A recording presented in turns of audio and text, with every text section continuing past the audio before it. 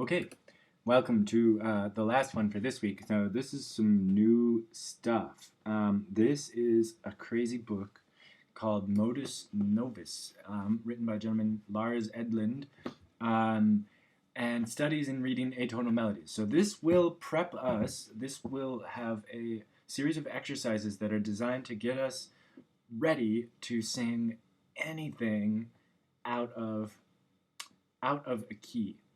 Now, if we take a look at the content, okay, so this works where they have, I think, Swedish here, and then German here, obviously, and then English here. So most of the book is organized like that. If you're looking for the English, it's usually on the right-hand column. And I've posted the book on the Gaucho Space, so you can find it right there on the homepage. Feel free to go grab that. Now, the chapters are organized like this. Take a look. Major and minor second in chapter 1. Then adding perfect fifth. And actually, so there's also perfect fourths in here. Perfect fifth, then major and minor thirds. Then some melodies from repertoire, we'll get to that. Then the tritone minor sixth. So what is telling you here is we're going to practice singing scales and melodies and wandering little gestures and ideas using very limited interval content. Just minor seconds, or just major seconds, or just combinations of major and minor seconds, and then later adding fourths and fifths, adding perfect intervals in there. Of course, then moving into adding major and minor thirds in there. And then trying some melodies from repertoire that use these, and so forth and so on, and all the way up until the major seventh, and some compound intervals way towards the end. So for now, I just want to introduce chapter 1. I'm going to skip all of this introductory material. You should read it on your own. There's an English one down here at the bottom. Here's the English introduction here on page 13. So feel free to check that out. It's actually very good.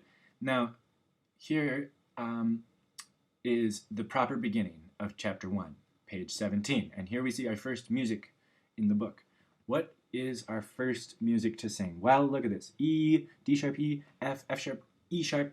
Okay, only half-step motions here. Only half-step motions here. Let's get an E. Okay, let's try to just read this. We're going to take it out of rhythm for now. I'm just going to try to read this and maybe try along with me to see if you can anticipate the next note as I go. Ready? Okay, so let me get the keyboard in case I need it. Here is the beginning. Oh, one, one, one, one, one, one, one, one, one, one, and then I'm hoping that that is G. Okay, good.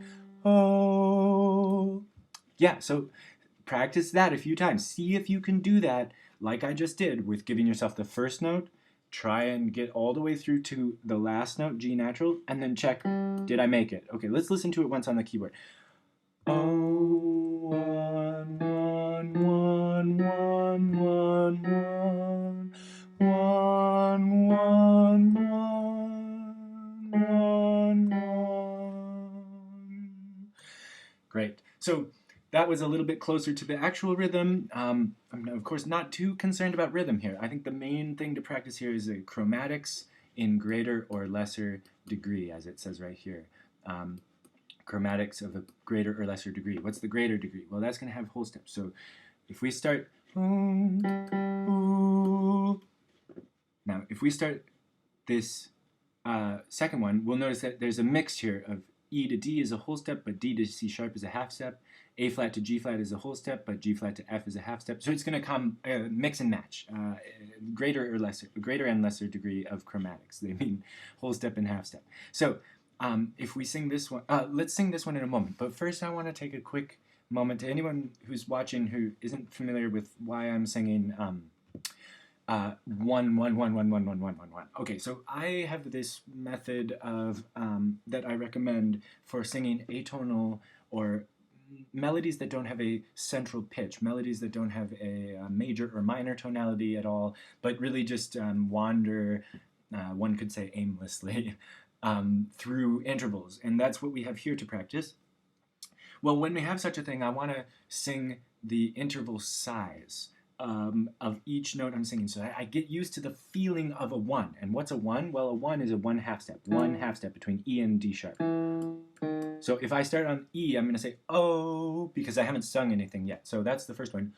Oh, but then I'm going down 1/2 step. So I say oh, 1, and then I'm going up 1/2 step from D sharp to back to E. Oh, 1, 1, 1, 1, 1, 1. And because these are all half steps, you'll hear me sing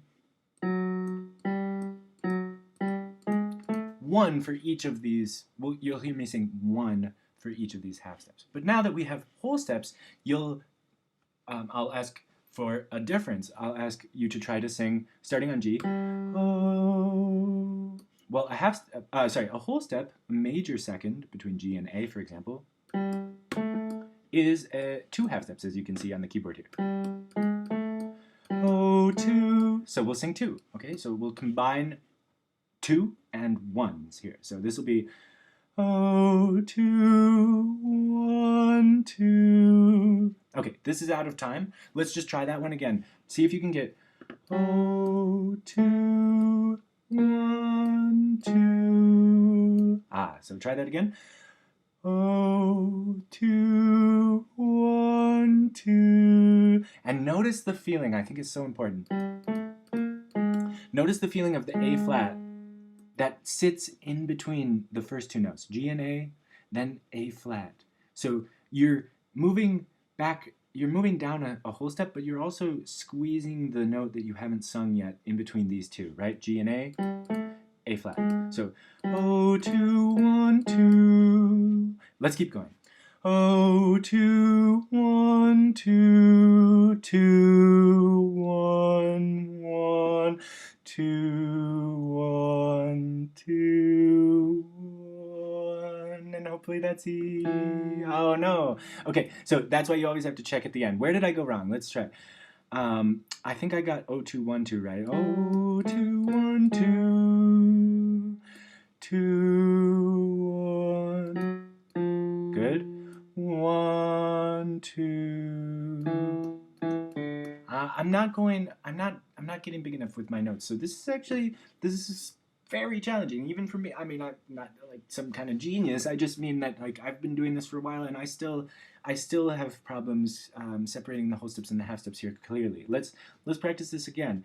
So coming from the beginning. Oh, 2, 1, 2, 2, 1, 1, 2, 1. Hopefully that's C sharp. Yes. 2, 1. Okay. So yeah, it does take a little bit of work. But once you learn that separation, what that slight difference, but that super important distinction between the half step and the whole step, this'll come to you. So one more time all together. Let's see if we can get the rhythm and the melody now. Oh, here we go. 2, 3, 4. Oh, 2, 1, 2, 2, 1, 1, 2, 1, 2, 1. Better. Okay, better. Good. Yeah. So try that a few times. I will too. I'll keep practicing with you guys. Now, this is also going to have just straight whole tone movement. So this is a little bit easier. I think since we've been practicing that whole tone scale, we should be able to do this. Oh, let's try that. Oh, 2, 2, 2, 2, 2, 2, 2, 2, 2, 2. Okay, this is a lot easier because it's just all whole steps, a very consistent whole tone scale. Notice though that there's a little bit of trickery in that D flat and C sharp. This is the same note. D sharp and E flat. That's the same note. They're just they're playing with us and harmonic spellings here. But we can be that. We can understand that. Let's try this one in rhythm. This is 6/8, so we're going like 1 la li 2 la. Oh, 2 two, two, two, two, two, two, two, two, two. Okay, I slowed down a little bit there, but we're on the right pitch. Let's try one more time. Let's stay in rhythm. Here we go. One, la, li, two, la, li. Oh, two, two, two, two, two, two, two, two, two, two. Very good. Okay, good. So that's the whole tone one. Okay, and last one we're going to try here at the beginning is the superimposed fourths. Fourths on top of fourths and these quartal kind of sounds. Quartal, not quartal. Good. Now we're going to start on half. Oh, well, how many half steps is a perfect fourth? Well, if you've had my class, you know it's 5. Okay. Oh, 1, 2, 3, 4, 5. Okay, so oh, 5. That's going to be our first one, right? Oh, 5, 5. Now, when you're practicing perfect fourths, it helps me to borrow from tonality, right?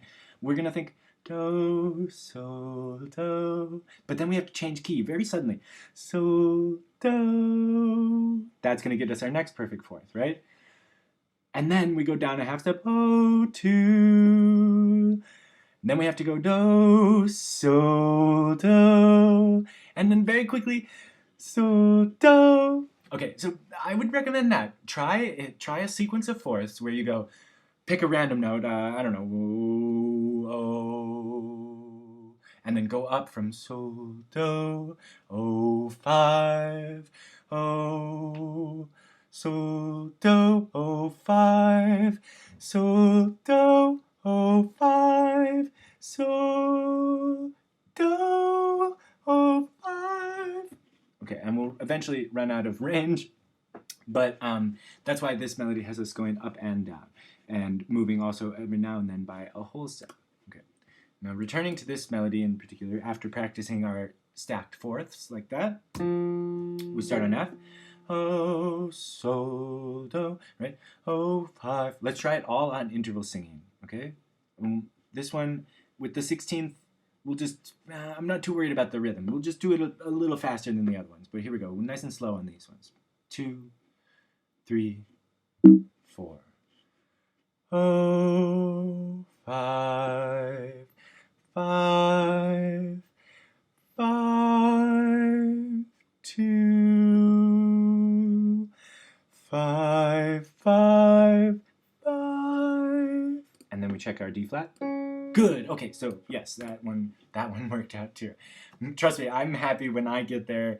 As you saw before, that didn't always work. So good. Okay, that's the warm-up page, ready for the actual thing. Now, I won't do a video on every single one of these, but do turn then to pages 18, 19, 20, and try some of these. Again, this is just going to all be perfect fourths, whole steps, half steps, whole step, and another perfect fourth. It's going to be combined of those intervals there. So once you get the hang of it, once you get the hang of that warm-up page, go on and try to do some more combining of them and practice them here. Lots of different variations and lots of fun things, lots of fun challenges. And again, give yourself a starting note, and then when you get there, check your ending note. And you won't always be happy, but if you try it a few more times, I think you'll get there. And we did pretty good in this video. We got like 3 out of 4 or something. So well done. Okay, I'll see you in the next one. Don't want to go too long. All right.